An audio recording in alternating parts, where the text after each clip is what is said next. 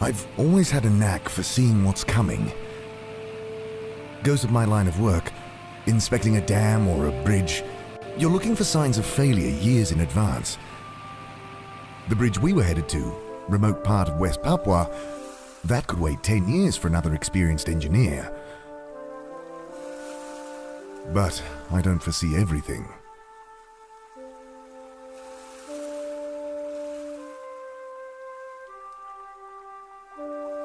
Thirsty.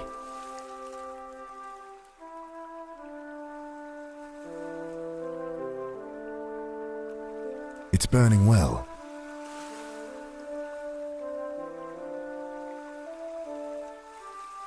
The water in the pool is brackish, undrinkable. I'd realized immediately that blocking the tidal flow upstream was our first priority. Without the dam to isolate the fresh water, we wouldn't have lasted 2 days. Maybe that would have been better. Without this outflow drain, the dam could never hold the massive pressure that would build above it. I ensured we built it strong, but rubble and recycled plane wreckage is no substitute for reinforced concrete. Plus, it makes a convenient drinking fountain. Cheers.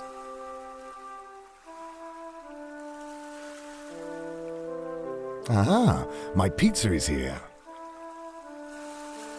Not with my bare hands. I check the rope that binds some key supports. It's secure. Short of being cut, it won't come loose. The trunk of the tree fern is wrapped in brown, hair-like fibers. I tear away a handful of the dry threads. There's not much left of the engine, just one steel prop blade, hanging on by a bolt. I'd need appropriate tools to get it off. Been sleeping on these fan-like leaves the past few weeks. I'll take it with me. The fruit tempts me. Plump berries, heavy on the branches of the shrub. We tried them, of course. Grown drunk on them. They had that effect. Lowered inhibitions. Had us all giggling, dancing, but they did nothing to ease our hunger, only made it worse. It's burning well.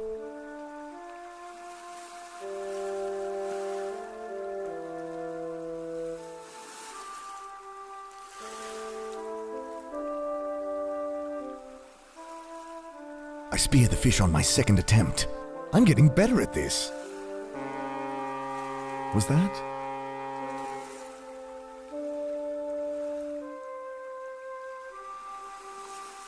No time for that.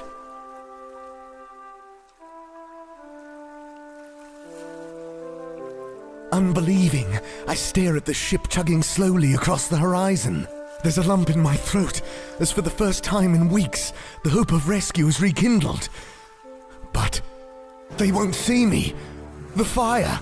Oh God, the fire is out. I have to get it lit. They must see me. It's out. I peer closer. Some embers still glow faintly. I need some tinder to get it started. It's out. I peer closer. I need some I nest the fibers in amongst the dying coals. I blow on the embers, willing the fibers to light, but my breath isn't steady enough to get more than a little smoke. I fan the spark until it catches, and soon the fire is roaring again. I look up at the eerie harmonic howl. One of those strange wild dogs.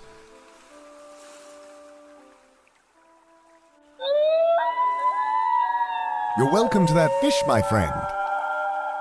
As long as this boat sees my fire, I should be. The dog is on me in an instant. Rancid breath hot on my face as I struggle to keep its snapping teeth from my throat.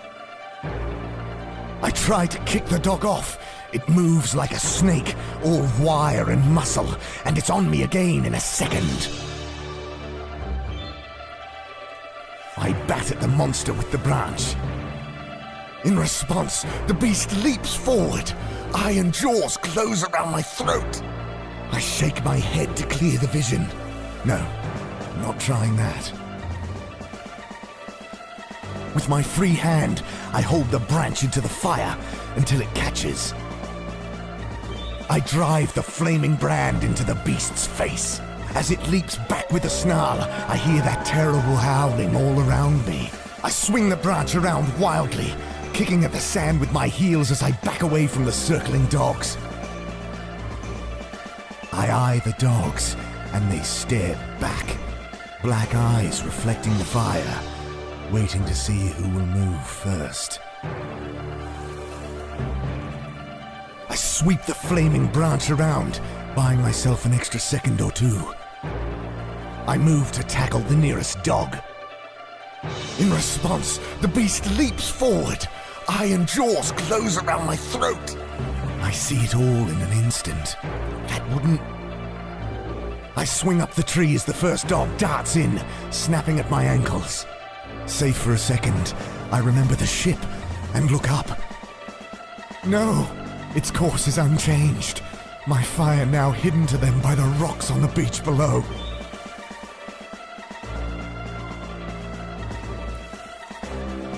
With desperation, I thrust the burning branch into the leaves above me, and they explode into flame. With the howling of the dogs below me, and the furnace above already blistering the skin on my hands, I watch the ship sail slowly out of sight. I feel my grip weakening, and shut my eyes against the pain. Through my eyelids, the fire appears as an all-consuming wave of blood, washing it all away. Then I'm falling. I land hard. My eyes fly open at the sudden agony from my leg, and I look about me in wonder. The hammock I'd fallen from flaps against the bulkhead. My burned hand is bandaged, and my leg had evidently been set before I'd re-broken it just now. The pain has nothing to do with the tears that well in my eyes. Rescue. No good. They must have removed my shoe when setting my leg. I pick it up. Tossing my useless shoe, I miss the rope, instead knocking over the mop.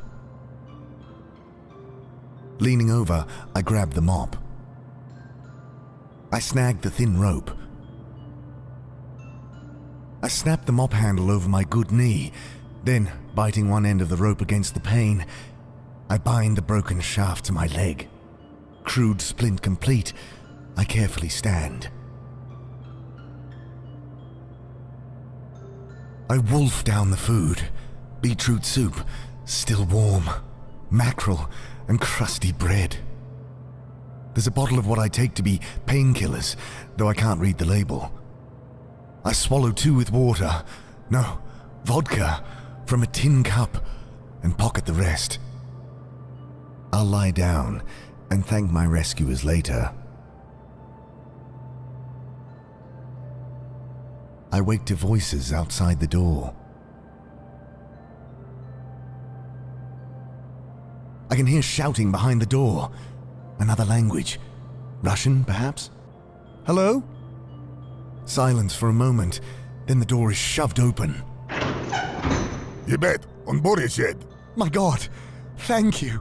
Thank you! И pizza. Food belly. I can't believe you found me. I'd given up. Заткни его. I catch anger in his voice, faces red with rage.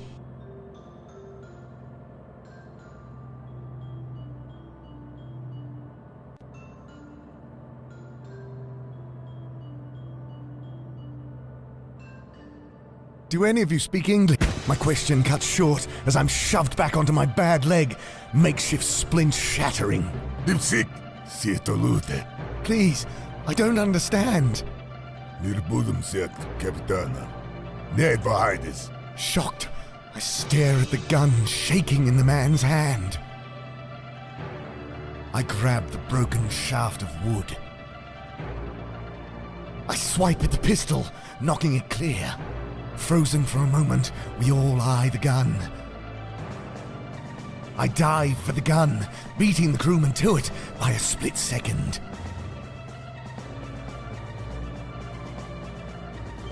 Fire at the man, and he staggers back. and they swarm me. One grabs the gun, thumbs back the hammer. Then I open my eyes, banishing the vision. Something else. Fire at the pipe, it ruptures, spewing a jet of hot exhaust.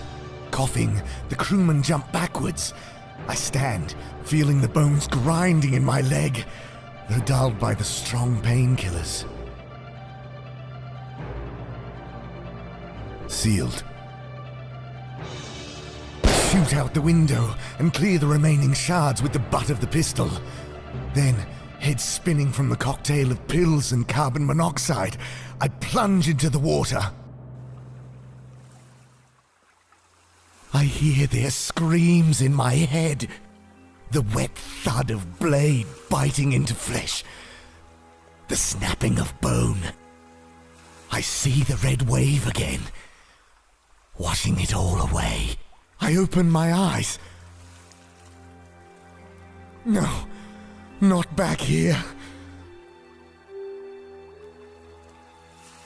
My God, the passage is open.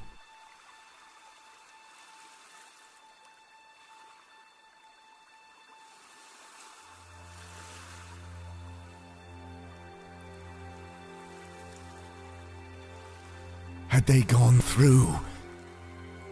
Is that why they attacked me? Oh God. They must have seen the old campsite. Please, no! I was free!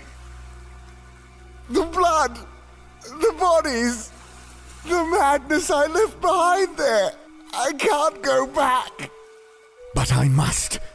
The crew of that boat. I have to stop them. I crawl through the fuselage and out the severed tail of the aircraft.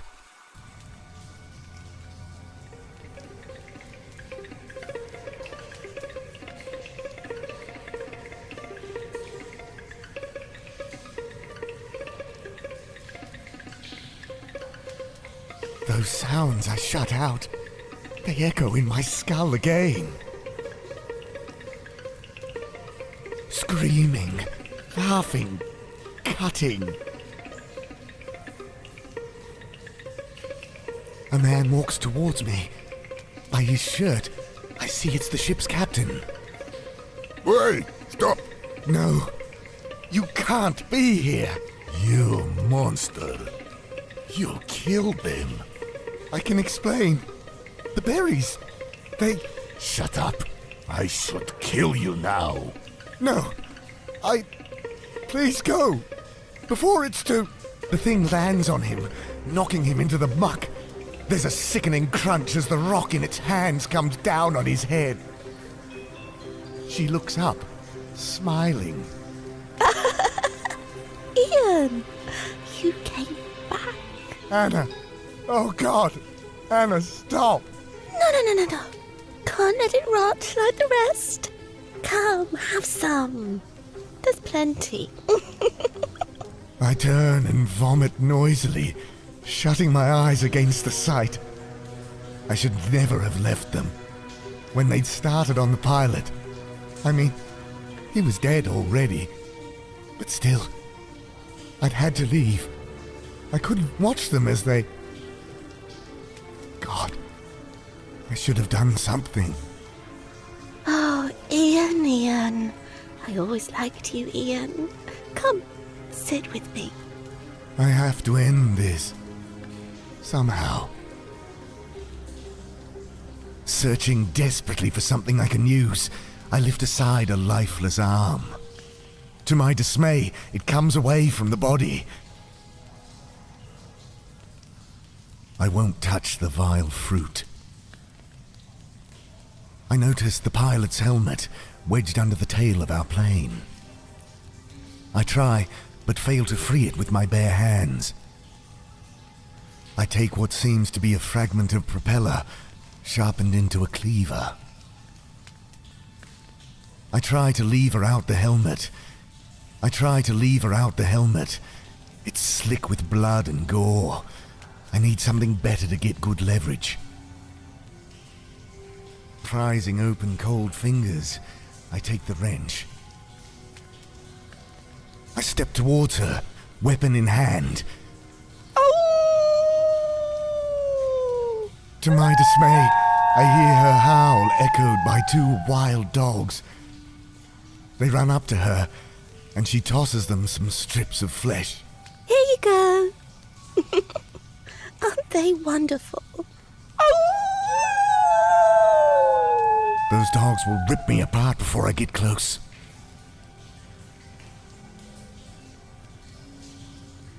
I take aim and pull the trigger. Nothing but a wet click. The gun is empty. You want these? Pulling something from the jacket of the captain, she holds it up.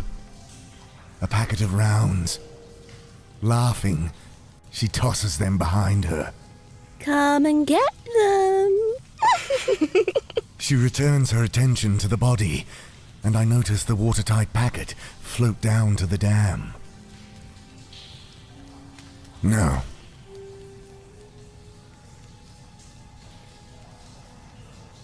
Come back, Ian. There's nowhere to go. I'd need appropriate tools to get it off. I unbolt the remaining prop, a long, flat bit of hollow steel.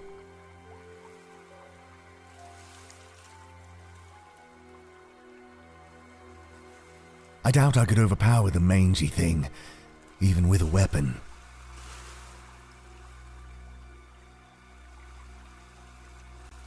I crush some painkillers and brush it into the meat.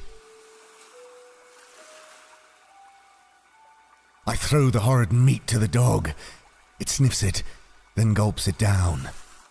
Come on.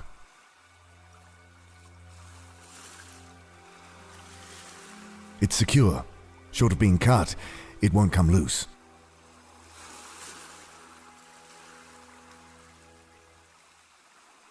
Against my better judgment, I sever the rope. The dam shifts slightly, and I hold my breath. It settles, and after a quick survey, I'm confident it'll hold, providing there's no further stress.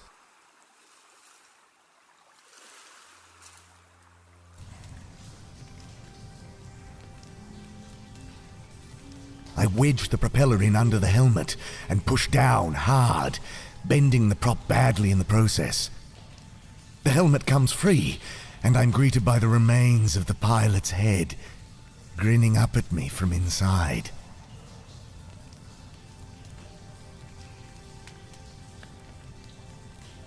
There's not much meat on the thing. I don't think they'd be interested. Oh God, listen to me. There's plenty for you here, Ian. Come back.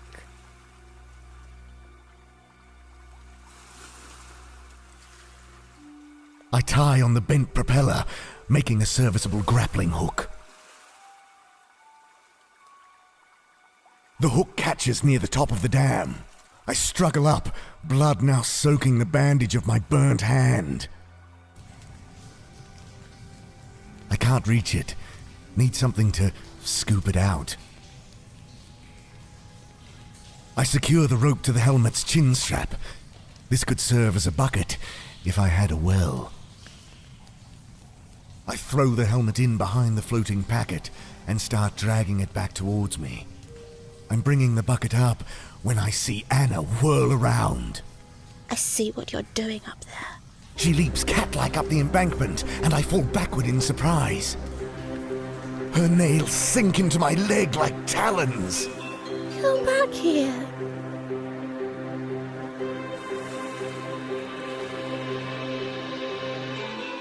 I struggle against her claw-like grip. The dam shudders beneath us, and she laughs, digging her nails in deeper. I kick out at her. I kick at her face again, connecting with a crunch. She drops me, and I fall. My head strikes a rock, and I'm out. I come to only briefly. I see her standing over me with the cleaver. I shake my head to clear the vision.